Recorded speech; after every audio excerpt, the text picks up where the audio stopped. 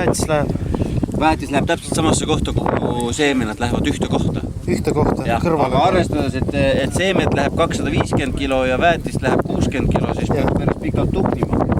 Väga head tuhnijad on näiteks sead. Paned erne maha, jõle hästi paneb pikki rida.